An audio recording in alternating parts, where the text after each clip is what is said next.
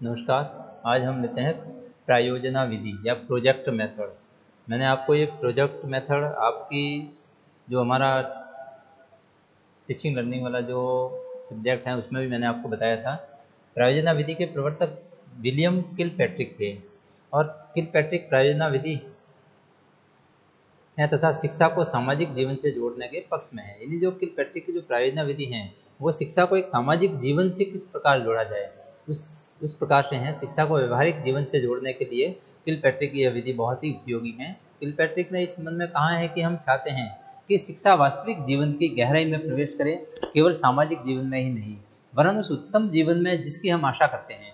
यानी शिक्षा उस वास्तविक जीवन की गहराई में प्रवेश करना चाहिए। शिक्षा से वास्तविक जीवन जीना चाहिए। शिक्षा सामाजिक जीवन ही नहीं वरन वास्तविक जीवन जीना चाहिए और उत्तम जीवन जीना चाहिए और इसकी हम आशा करते हैं। इस प्रकार की प्रयोजना विधि है। प्रयोजना विधि की कई परिभाषाएं भिन्न भिन्न शैली में विद्वानों द्वारा दी गई हैं, जो कि इस प्रकार हैं।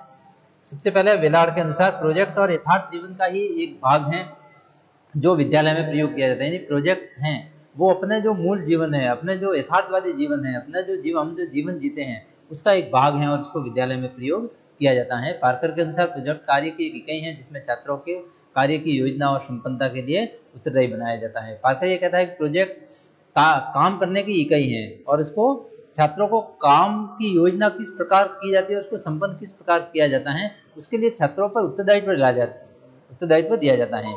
किलपैट्रिक के अनुसार परियोजना वह उद्देश्यपूर्ण कार्य होता है जो पूर्ण संलग्न के साथ सामाजिक वातावरण में यानी अपने संलग्नता के साथ करे।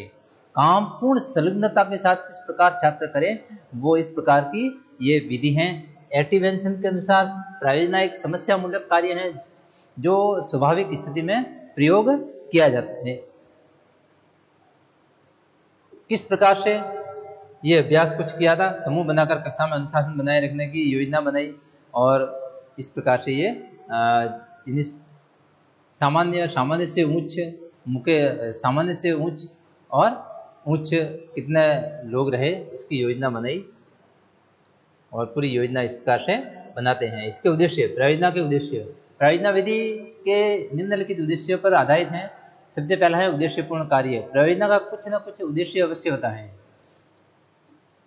और अध्यापक बालक के सम्मुख उद्देश्यपूर्ण कार्य प्रस्तुत करता है। सामाजिकता की भावना का विकास, इससे प्रायोजना विधि से सामाजिक भावना का विकास होता है। इस पद्धति में बालकों को उन क्रियाओं को करने के अवसर प्रदान किए जाते हैं जिनमें कि उसमें सामाजिक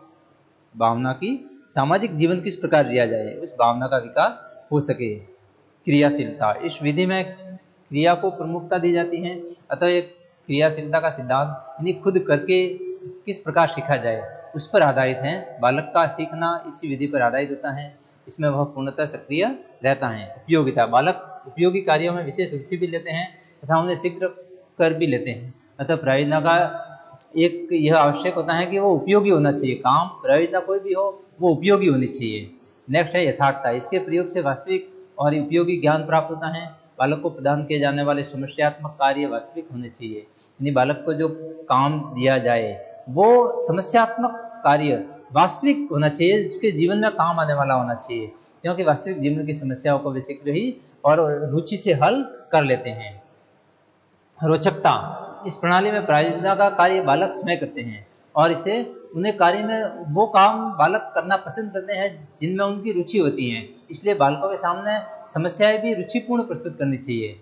स्वतंत्रता, इस प्रणाली में बालकों को स्वयं अपना कार्य करने की पूर्ण स्वतंत्रता दे देनी चाहिए ताकि वो अपना काम खुद कर सके।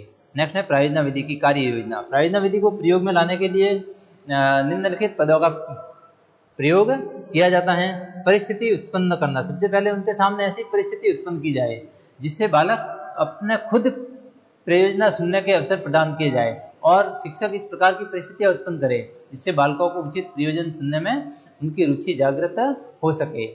योजना चुनना, बालक स्वयं प्रयोजना का चुनाव करते हैं, इसलिए शिक्षक मार्गदर्शन का कार्य करता है और छात्रों का मत लेकर ही शिक्षक प्रयोजना को स्वीकार करते हैं।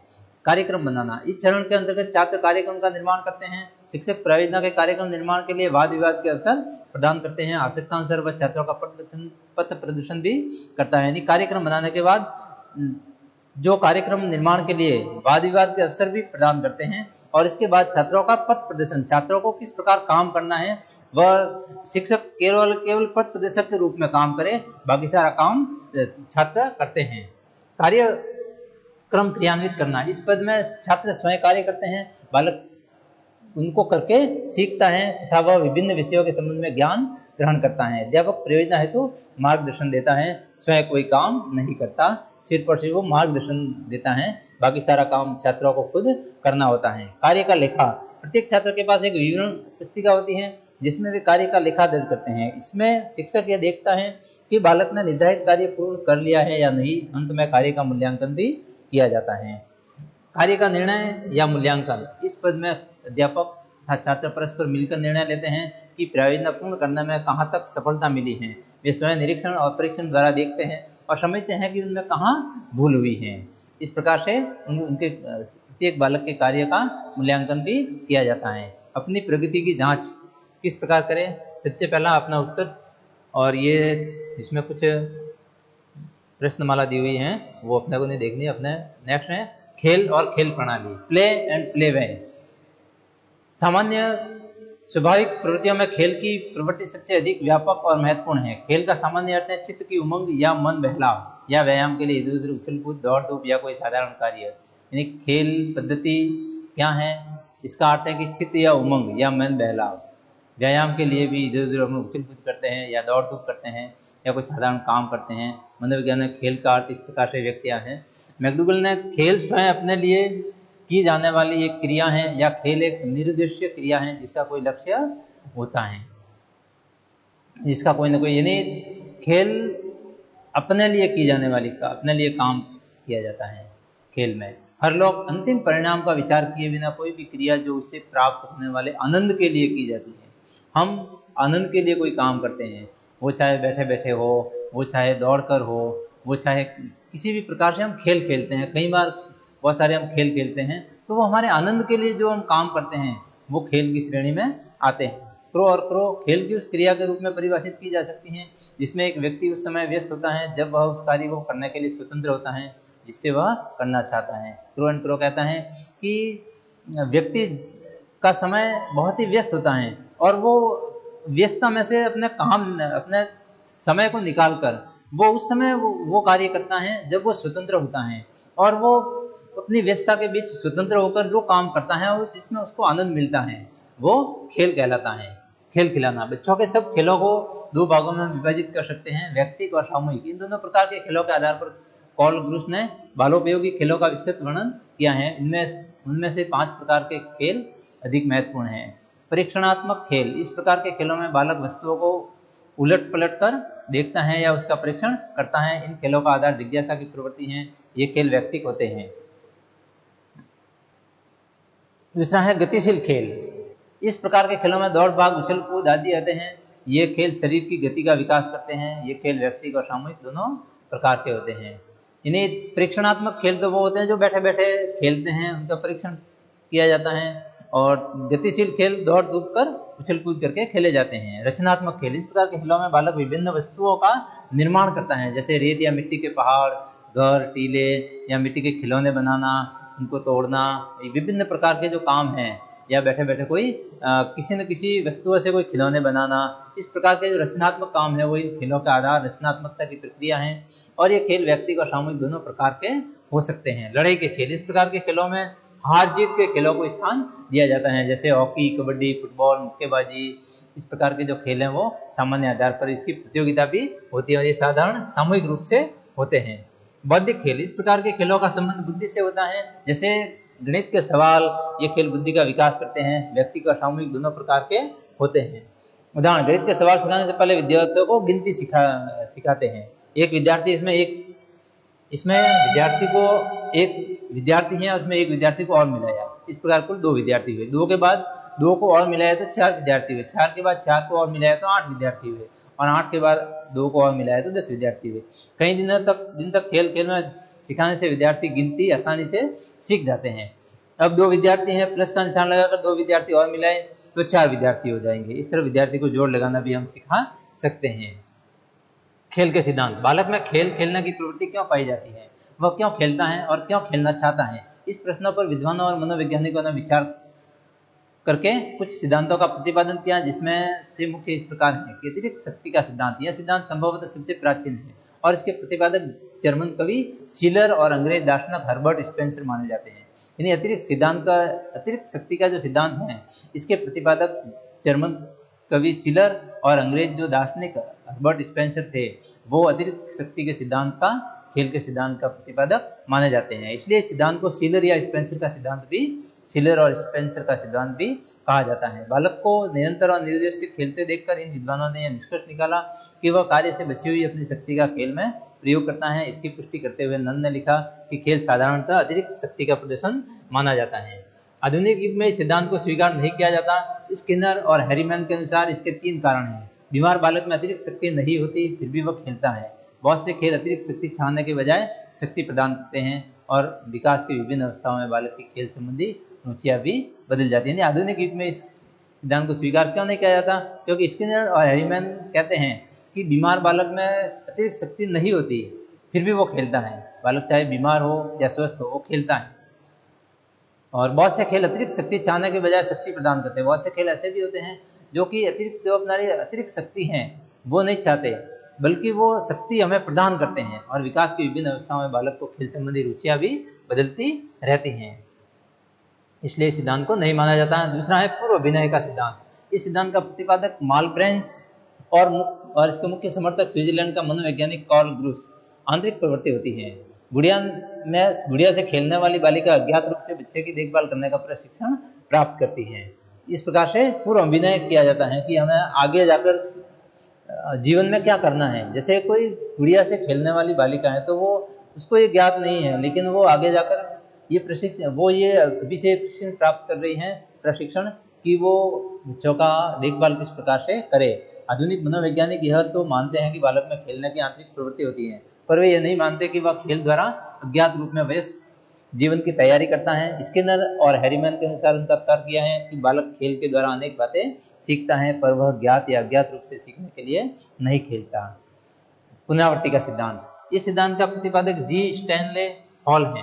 पुनरावृत्ति के सिद्धांत के प्रतिपादक हैं जी स्टैनले हॉल, और उसके अनुसार बालक अपने खेलों में प्रजातीय अनुभवों की पुनरावृत्ति करता है। दूसरे शब्दों में वह अपने खेलों द्वारा अपने पूर्वजों के उन सब कार्यों को दोहराता है जो वे आदिकाल से करते चले आ रहे हैं। इस प्रकार के कुछ कार्य हैं दौड़ना, लड़ना, पत्थर फेंकना, वृक्षों पर चढ़ना आदि।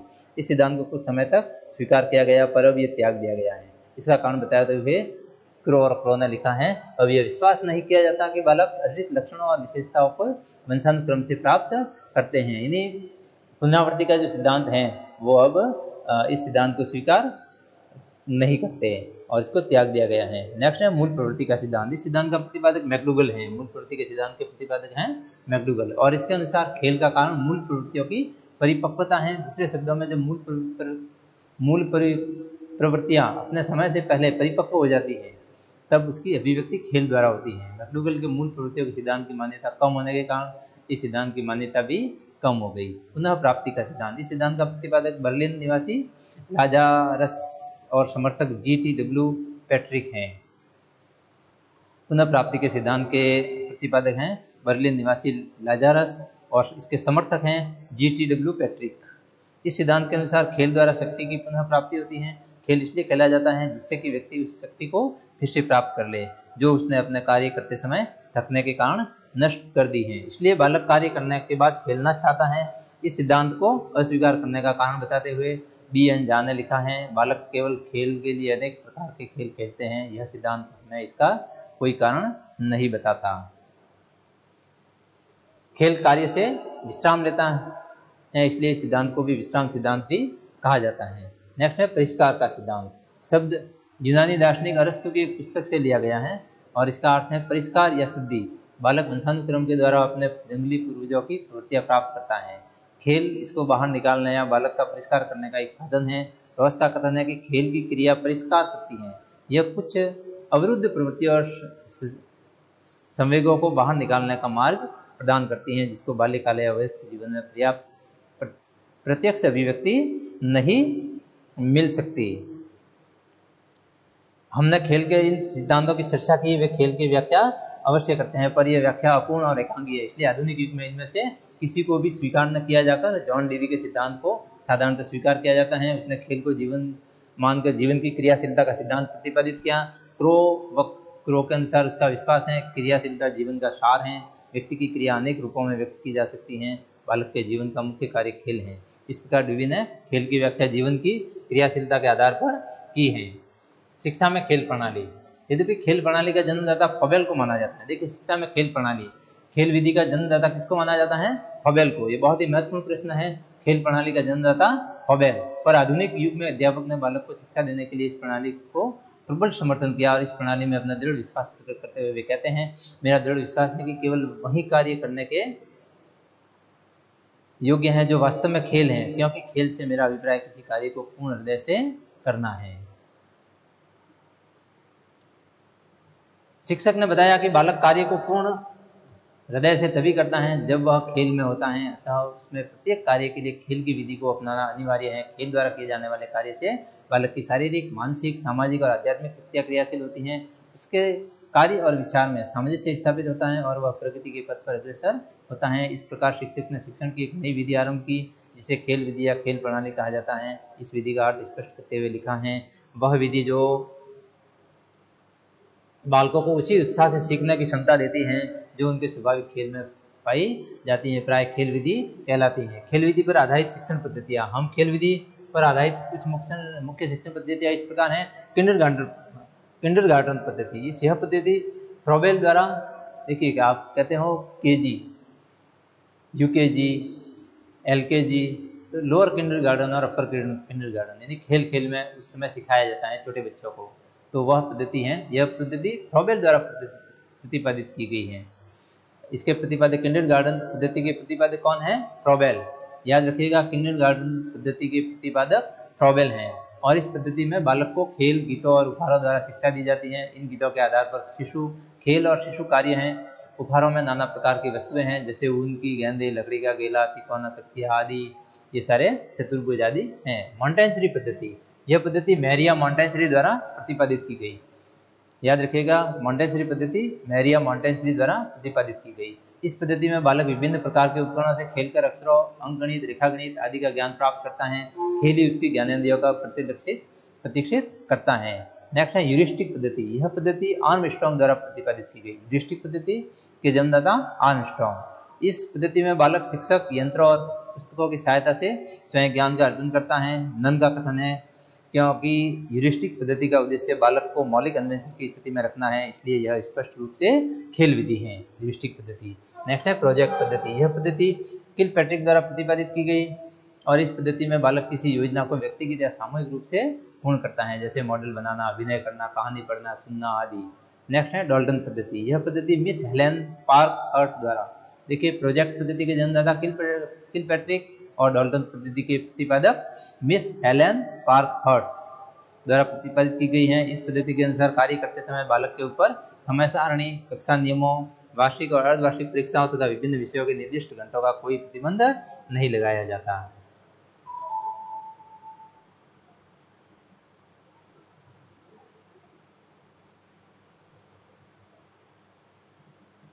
नेक्स्ट है खोज विधि या ह्यूरिस्टिक विधि।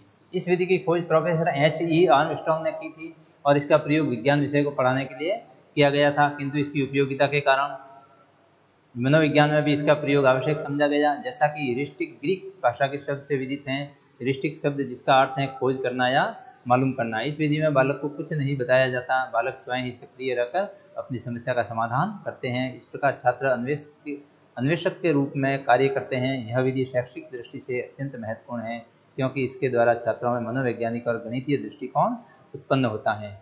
अनुसंधान की विधि का प्रयोग किस प्रकार किया जाए? इस विधि की प्रक्रिया का केंद्र विद्यार्थी होता है। वह पूर्व ज्ञान, निरीक्षण, परीक्षण, चिंतन और तर्क वितर्क आदि द्वारा खोज करता है तथा स्वयं को शिक्षित करने का प्रयास करता है। इस विधि में शिक्षक विद्यार्थियों के सम्मुख समस्याएं प्रस्तुत करता है और छात्र स्वयं अपने प्रयासों द्वारा इसका हल ज्ञात करते हैं। इन समस्याओं को विद्यार्थियों के समक्ष पाठ्य पुस्तकों या अन्य साधनों द्वारा भी प्रस्तुत किया जा सकता है। इस विधि में अध्यापक का कार्य विद्यार्थियों के लिए उपयुक्त वातावरण तैयार करना है तथा उनको सामग्री, उपकरण आदि साधनों को उपलब्ध कराना है, जिसका उपयोग छात्र समस्याओं को हल करने में करते हैं। अध्यापक छात्र को मार्गदर्शन करता है जिससे वे नवीन नियमों, हलों तथा संबंधों की स्वयं अपने प्रयत्नों द्वारा खोज कर सके। इस विधि की पूरी उपयोगिता तभी दृष्टिगत होगी जब हम पाठ्य सामग्री से संबंधित नियमों आदि की खोज में विद्यार्थियों की आयु, योग्यता तथा क्षमता का पूर्ण रूपेण ध्यान रखें।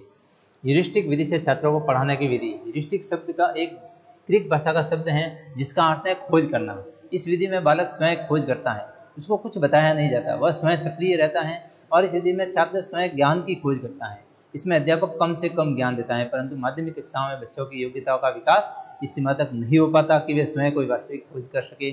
फिर भी उनको इस विधि में पर्याप्त मात्रा तक स्वतंत्रता होती है कि छात्र स्वयं कार्य करे तथा शिक्षक समय समय पर उनको सहायता दे और प्रश्नों के आधार पर ज्ञान दे। इस विधि में आने वाली पुस्तकें भी ह्यूरिस्टिक विधि से होनी चाहिए ताकि छात्र उस विधि से कार्य कर सके।